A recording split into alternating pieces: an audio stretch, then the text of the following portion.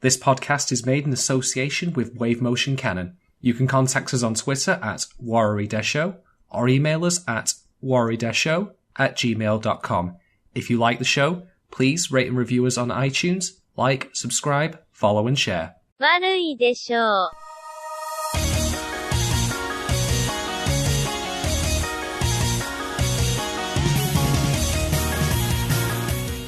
Hello everyone, welcome to Stream of Thought, a Warui Deshou spin-off, which means that it is only a little bit bad and not all the way like it's sad parent podcast. Well, we're clearly doing something wrong then if it's not all bad. You know, we need to up or down our game, I suppose? I don't know, I'll figure out later. We'll see what we can do. I am erstwhile pod member, TheSubtleDoctor, and along for the ride to cover episode 2 here of Recovery of an MMO Junkie is other podcast stalwart, your hero and my hero, Macross fan, Guilty Gear fan, Tony Shalhoub fan. It's Shadon is here with us. And don't forget Recovered MMO Junkie. I've actually gone over That's right. many, many years ago. Despite many twitches and urges I get every now and then to go and dive back into that. But I think, no, not again. No! It's such a cool thing to, I mean for me anyway, to like experience the show with you, someone who is well versed in this universe, because I am largely a single player only guy, especially when it comes to RPGs.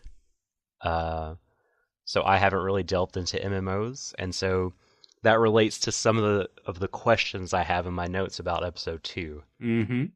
I'll do my best to answer them. Are you ready to get started? Oh, hell yes. Well, before we do, I'll just say we got a little bit of feedback regarding our first episode already. Oh, lie. Which is amazing. Some comments on the blog, and I believe you responded to them on the blog. I did. I'm super excited. Thank you for Panino for writing those. It was Panino Menino, correct? That is correct. Do you care to summarize what the comments were and what your response was? I'm doing this from memory, admittedly, so I apologize for this is not entirely accurate to what Pino said. He, from what I read there, was quite happy with the show, like he was quite enjoying it, but had some foibles with it, shall we say, some minor problems. One of the things that he warned about, and I think is going to be a really big deciding factor in my overall opinion of the show when it finally concludes, is that apparently neither the manga nor the anime itself delve too much into Morika's work troubles. And my response to that was that if it doesn't, there's a certain depth I want it to go on that, but I don't want it to go too deep. I want it to dissect it. Exactly. I don't want it to That is exactly how I feel. Yeah, I don't want it to dissect her like some sort of specimen, mm-hmm. but I don't want it to be all surface level stuff, which, to be frank, is what we've had so far. We've had hints and touches, and this episode we're about to cover has a little bit more, but only a little. Mm-hmm. We need certain specifics, I think, because as I said to Pino on there's a certain kind of narrated boomerang or elasticity in how satisfied you are with the outcome of a crisis. And make no mistake, Morika is going through a crisis in this show. She can't remain living this way forever, irrespective of what happens with her and Sakurai, or her and whoever else, because she's only got a finite amount of money. It's just not going to be, it's not sustainable. But the problem that I foresee, and I hope doesn't come to pass, is that we don't get enough detail on what caused her to do this in the first place. I mean, to be frank, she had a bad day at work, or has had bad days, and has been upset, but that's all we know. I've had bad days at work, and I've been upset.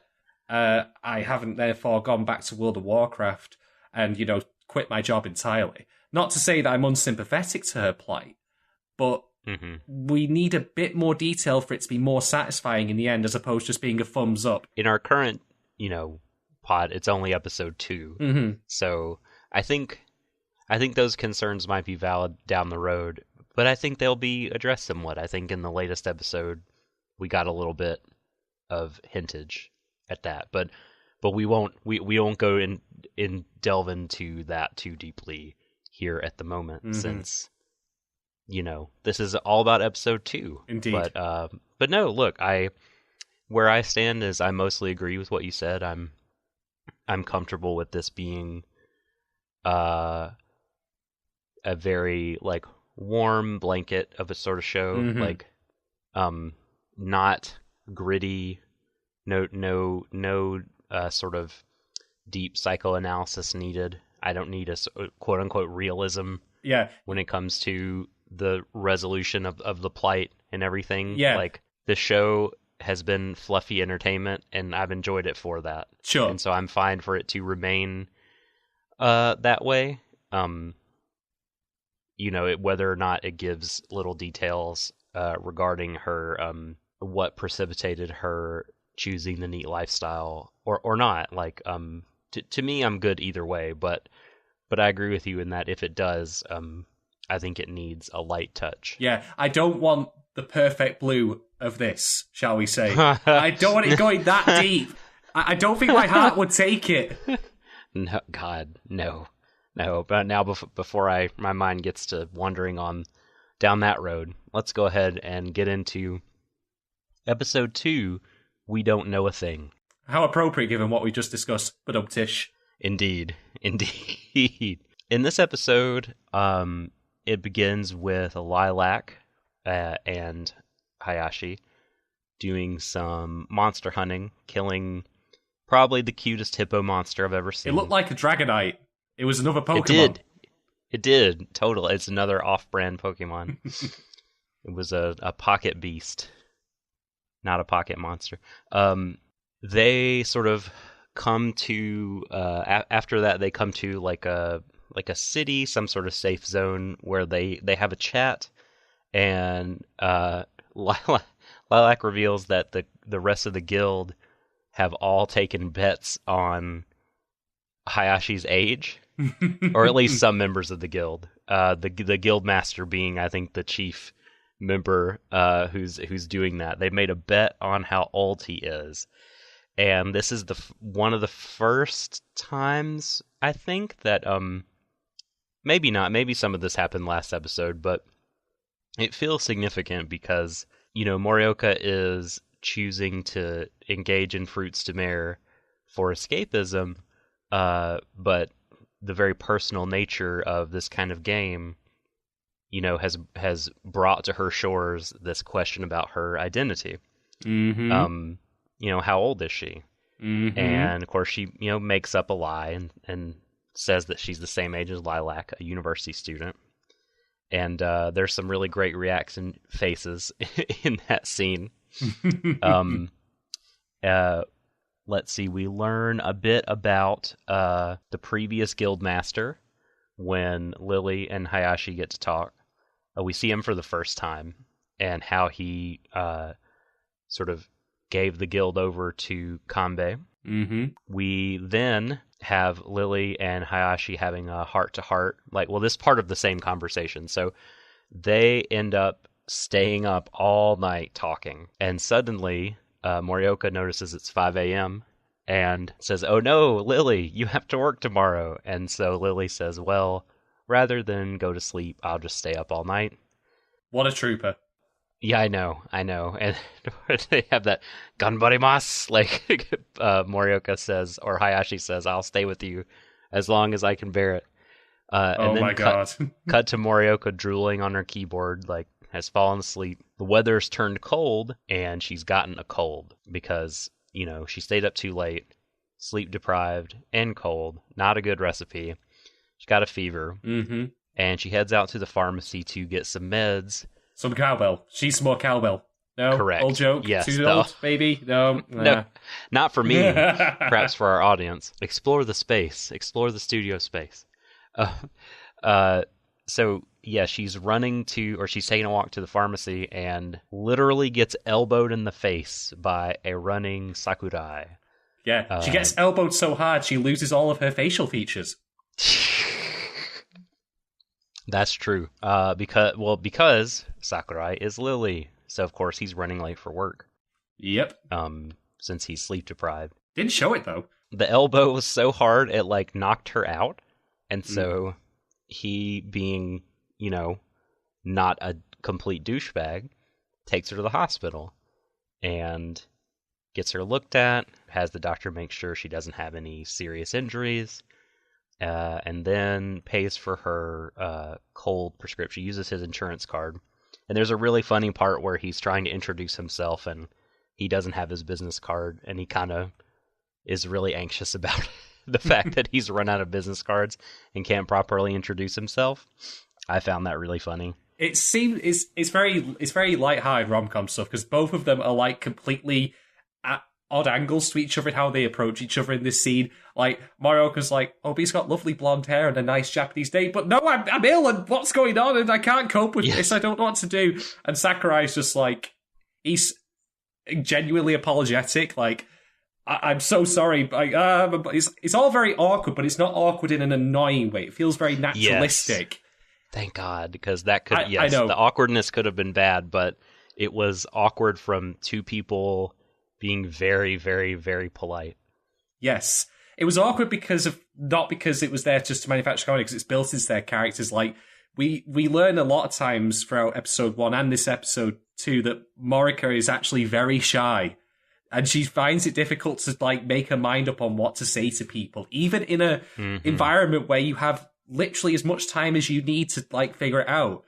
Like you can type it out and then look at it back at it, and well, she makes a very cardinal mistake later on. I'm not doing that. Yeah. In a moment that just made like go, no, why, you fool. Like it's And Sakurai, he's genuinely embarrassed because it was an accident that he caused, so to speak. So the awkwardness is naturalistic, and it serves to illustrate the character as opposed to being manufactured solely for like the awkwardness of, let's say, oh dare I say it, high school comedy, rom comedy. Guy walks around corner, runs into girl, hand falls onto boob, and then it's all very. That would be so funny. Someone should try that. That sounds hilarious.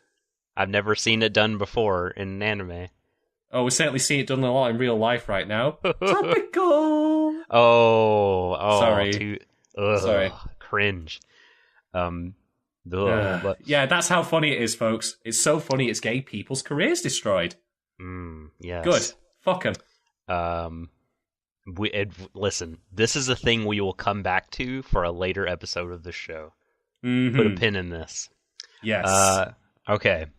So, while I forgot to mention that while Morioka is asleep, she has this really interesting dream.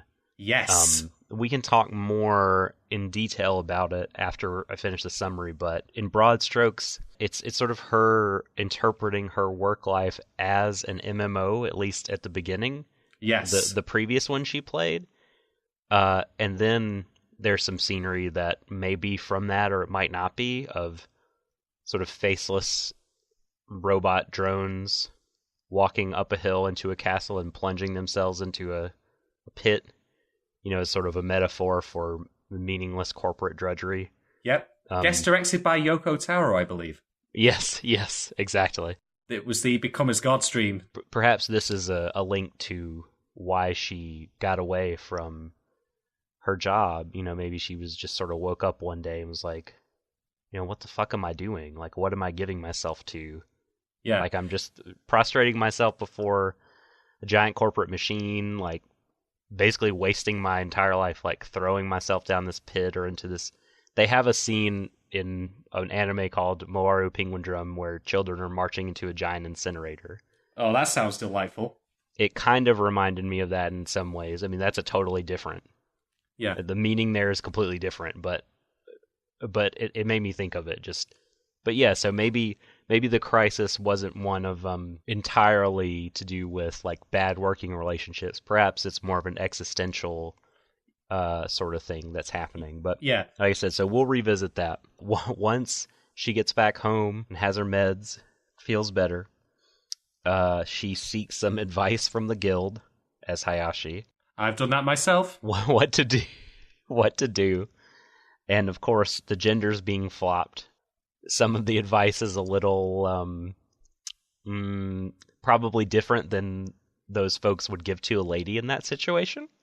But they have her email Sakurai. Sakurai hands her at the hospital his contact details. Right. So she clearly reaches out to him first. Yes. So, but the thing is that in the game, Moriko is trying to message Lily and doesn't know that Lily and Sakurai are the same person. So, I'm guessing that the explanation is it's not actually Sakurai's email, but something inside the game that she's using to message, a private messaging thing separate from email. Because you'd think that she would have seen the note that had his email on it, and then would have typed Lily's email in, and then gone, wait, what? Oh yeah. Let's let's hope it's a work email. I'm assuming that they're different things, or that Lily. That's my guess, because otherwise, that's a plot hole you could literally drive a bus through.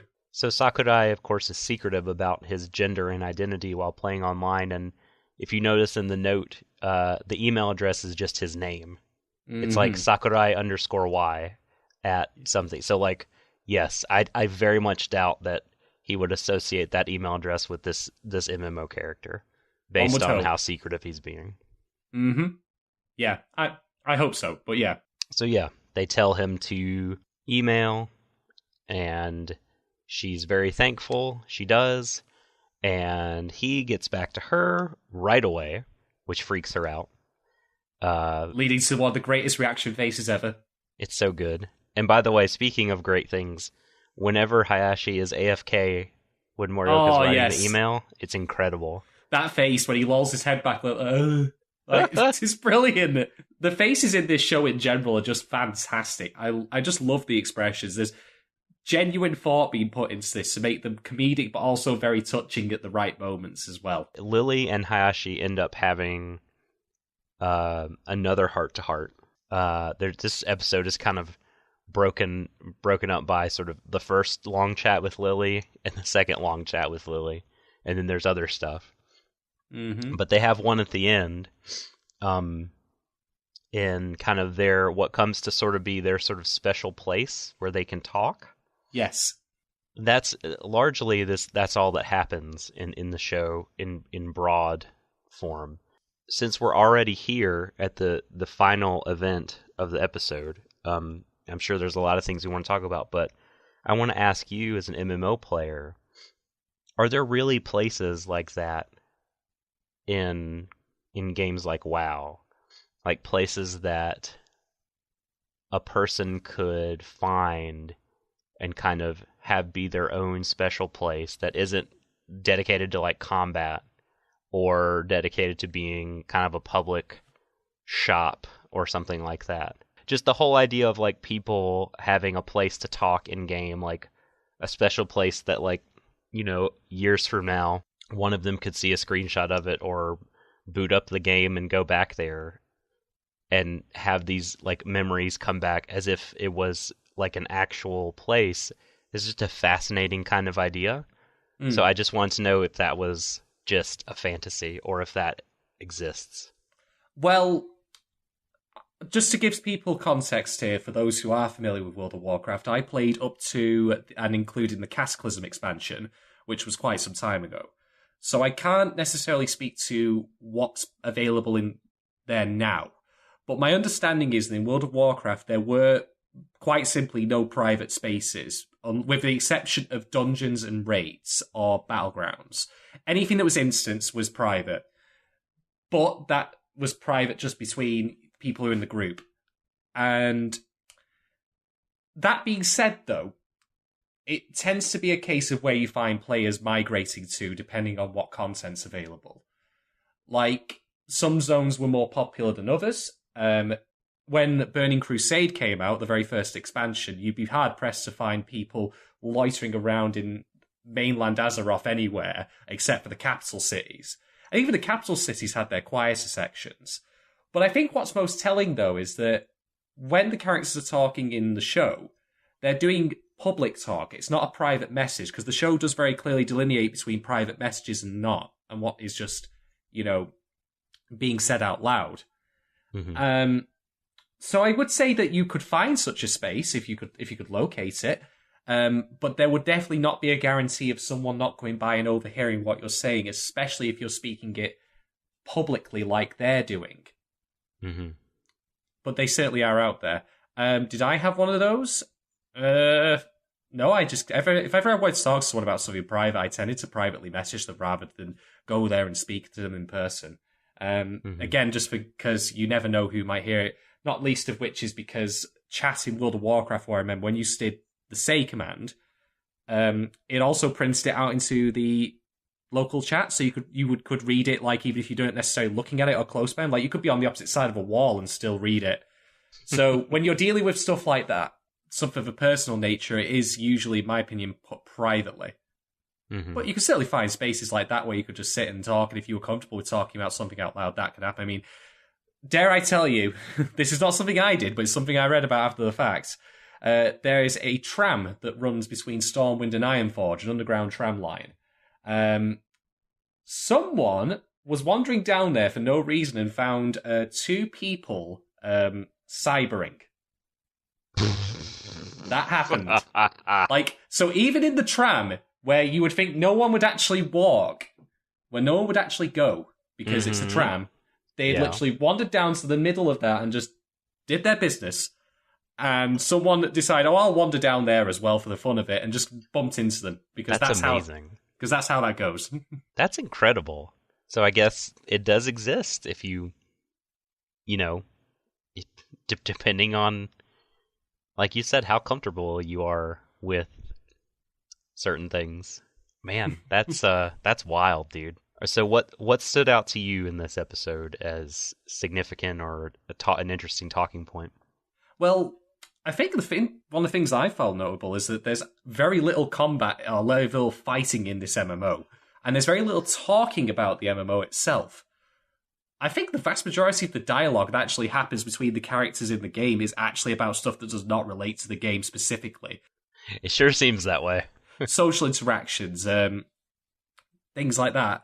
Mm-hmm. It's kind of interesting to me that I think, like I said before in our previous episode, that I think that maybe it is trying to destigmatize these interactions because they're the bulk of what we see. And it's just people talking about, like, real foibles and such, Mm-hmm. But also, despite all of her best attempts to try and escape into this world and have nothing to do with whatever's going outside of it, Morika is just constantly being dragged back in, like, to real life in one way or another. Like, the bulk of her conversation is like, how do I deal with this person I met in real life? Like, as much as she tries to bury herself in that, there's something that always keeps dragging her back. And she hasn't even yet realized who any of these people even are. They're, as far as she's aware, Sakurai and Lily are completely separate entities. Despite the fact that the message that Sakurai sends her is, would you like to go out for dinner sometime to apologize? Do you want to know who he asks for advice, or who she asks for advice on how to respond to this message? Lily! It's fucking mental!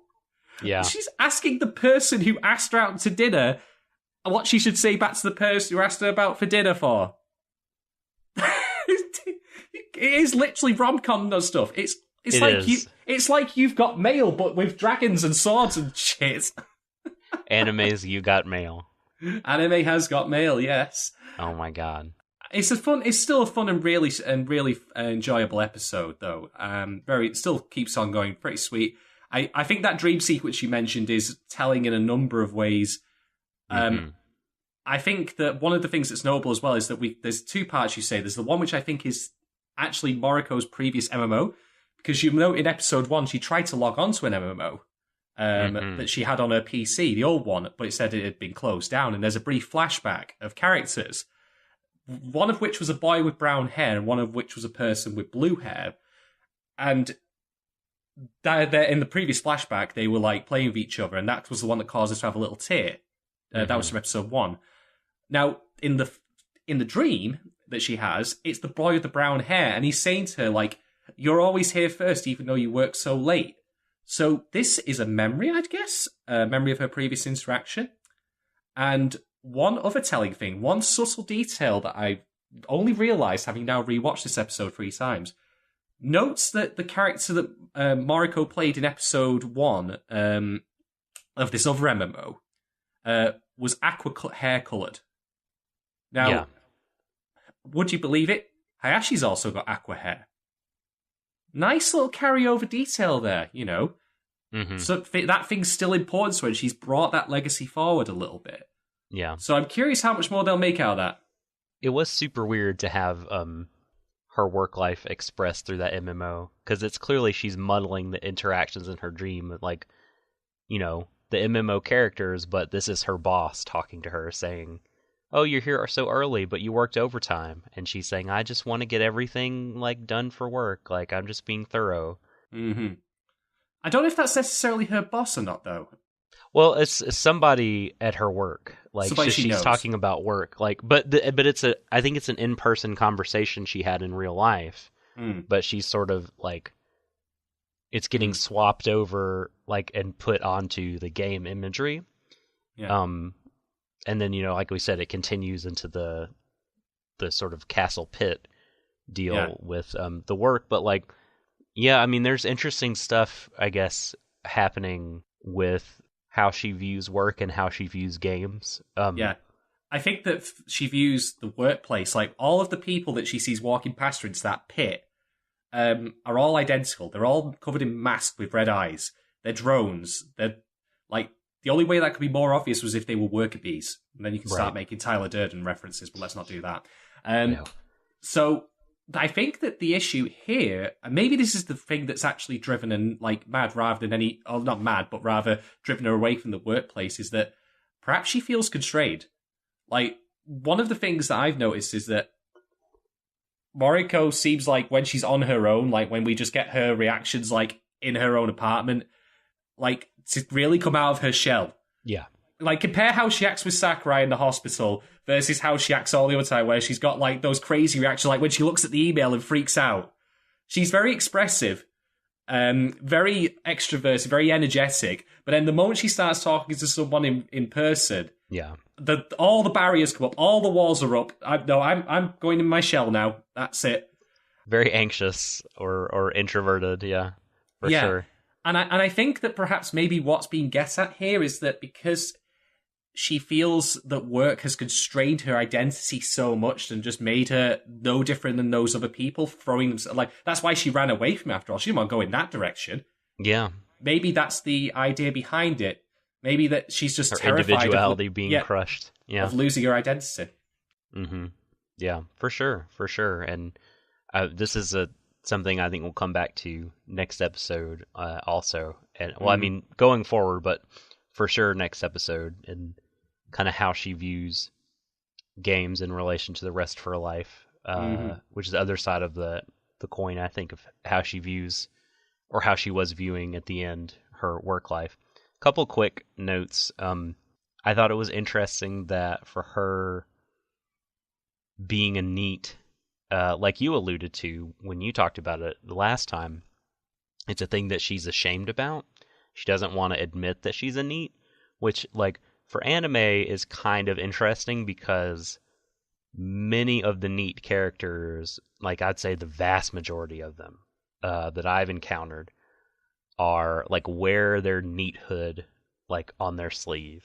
They're just like, yep, I'm a NEET. If you don't like it, fuck off. Like, this is me. This is who I am. Yes, this is absolutely, and this is good. So the fact that she, like, is kind of ashamed of it is a bit of something different for my experience, and it's probably reflective of the real world. Yeah. And how people view NEETs in general. Yeah, she tries to wear it as kind of defense. I mean, her very first monologue in the first episode is her telling us, the audience, that, you know, I chose this. But she certainly doesn't say that to any of the people that she actually meets in the game, never mind in real life. I'm actually reminded a lot of Welcome to the NHK in this respect. Like, Sato in that tries to wear his, like, what's he got, hikikomori-ness, like, as a badge of honor. And I cannot recall a time it was never not slapped down in his face, or eventually, as the show progressed, outright torn down and destroyed. Yeah. So, but you are correct in that it does seem like in a lot of cases, like anime protagonists, like in other shows, would wear that as like a badge of honor, and people would be like, "Fight the power!" or what? I don't know. I'm speaking out. I'm speaking out of guesswork here and conjecture. The other thing, well, there's 2 more points. Like, one we've already touched on is that we got the escapism of Fruits de Mer clashing with, or I'm sorry, the escapism of Fruits de Mer. Fruits de Mer clashing with the personal nature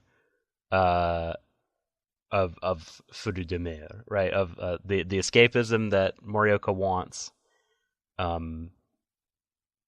butting up against the IRL stuff that, and it's, again, here we are already in episode 2, and this whole the game is the game and real life is real life thing is already, I feel like, already kind of shattered, or at least muddied. Like, they're very mixed at this point already. I mean, they were to begin with, but now they sort of intentionally are being so. Like, the characters are making it so by the kind of topics that they bring up and conversations they have with each other. So here we go on that front. And one last thing I wanted to get your opinion on. This could be me reading far too much into things, but hear me out, okay? So I'm down for alternate interpretations. Hit me. So Hayashi is talking to Lily, and I believe it's when they're discussing. That's not a word. Discussing their ages, and it shows. We see a shot of Hayashi. He's thinking to himself. So, like, his mouth is not moving, but he's sort of like, in his voice, in the character's voice, he's having some inner thoughts. Yes. And then at other times in the conversation, it cuts to Morioka. And for her to have her own kind of reactions and responses to the conversation and her own inner dialogue. Now, I could be alone in this, but I was just thinking upon rewatching it that it struck me as kind of odd. Because Hayashi is nothing but an avatar for her, and he doesn't have his own thoughts. So why show him being the one that is thinking to himself, or, pensive or lost in thought? And why do it in his voice? And what the thing I came up with is that they're building up the characters as distinct entities, although clearly they're tied to their players. They want the characters to stand on their own in the show and be liked in the show for reasons other than they're played by this person in real life. They don't want them. They're not just these, like, masks. They're not avatars with nothing. They really are alive in the show. I mean, and the way they get animated and everything is beyond what, games can do. So yeah, I mean, this all is very interesting to me, and how they're going about this.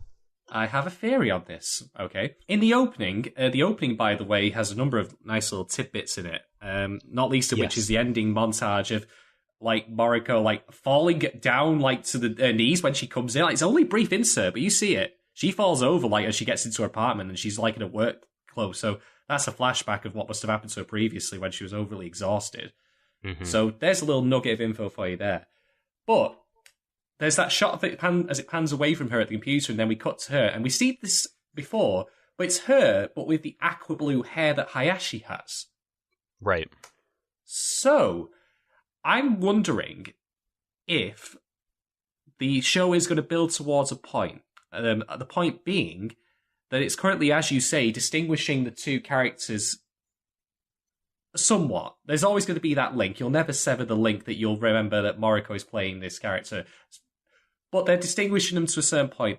And then I think, as part of testing that thesis of, that's that and this is this, they're going to gravitate together. They're going to merge into one. And I wonder, maybe this is a guess on my part, but I wonder, because I know for a fact that in World of Warcraft, back before even I finished playing it, you could actually get a paid service to change both your character's race and their gender. So, food for thought. Maybe Moriko, or maybe she just likes playing a male.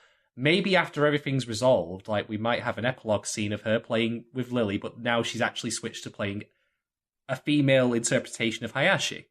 The one who looks like the character we see in the intro. The Gestalt identity. Yeah. Maybe. Wow. I don't know, but we'll see. Oh boy, that could be exciting. I mean, let me pitch this to you, right? Okay. Imagine this, right? You get a scene right after, say, Moriko and Sakurai have a moment of some description. Lily, she's walking up to, down the beach or whatever. Or no, she's at the... No.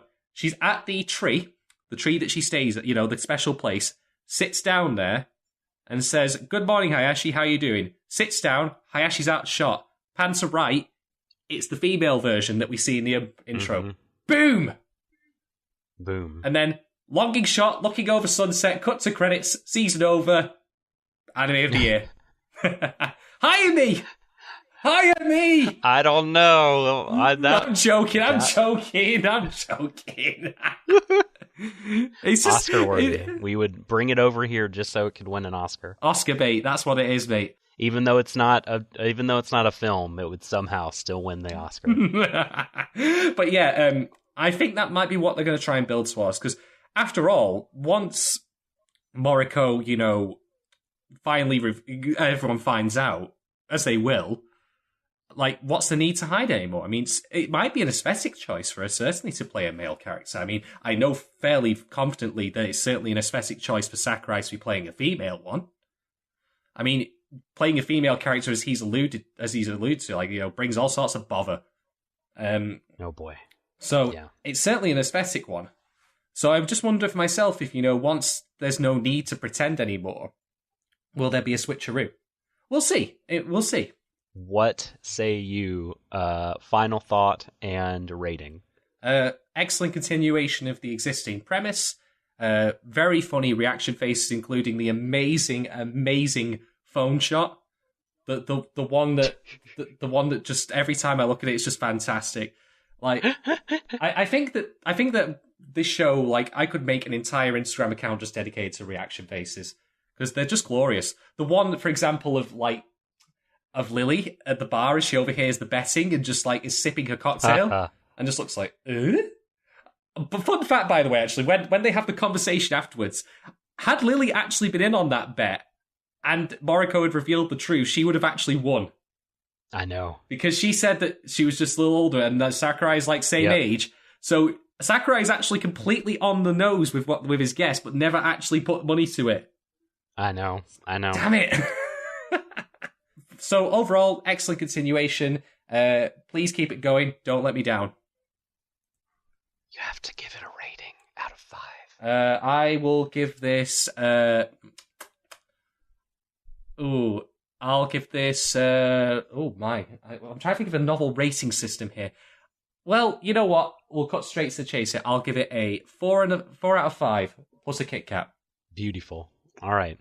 My final thoughts would be that, I really enjoyed the continuation. I thought there was a nice balance of real life and game life and raised some interesting questions.